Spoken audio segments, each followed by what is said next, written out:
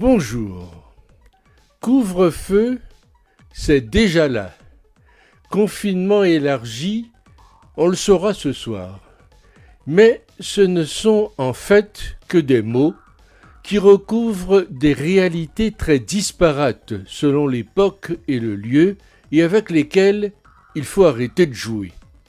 Le couvre-feu que nous subissons depuis 2 mois, avancé à 18h et encore renforcé fin janvier, est plus contraignant en pratique que le reconfinement de cet automne, mais moins que celui du printemps 2020, pour la simple et bonne raison que les motifs dérogatoires permettant de sortir après 18h sont bien moins nombreux.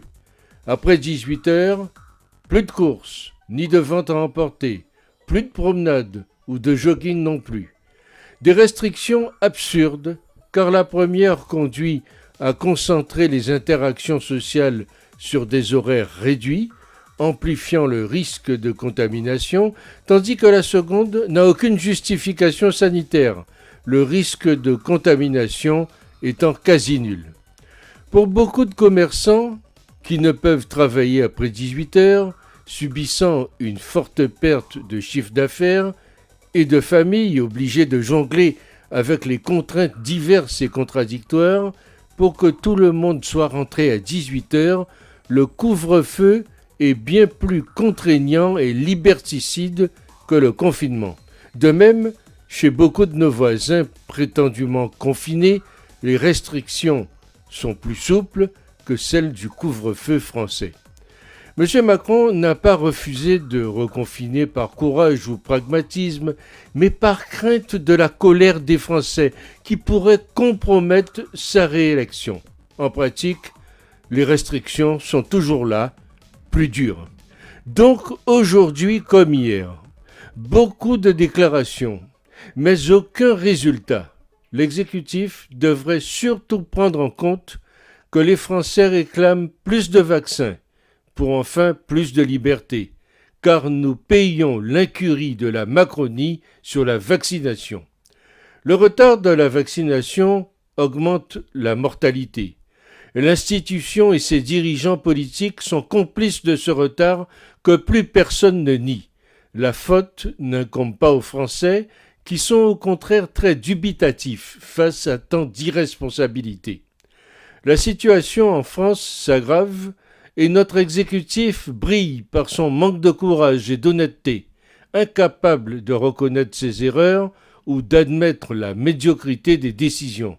Preuve en est qu'il ne communique même plus les chiffres, contamination, décès, dès lors que ceux-ci flambent, des amateurs irresponsables et irrespectueux. Qu'ils se bougent pour utiliser les doses de vaccins reçues.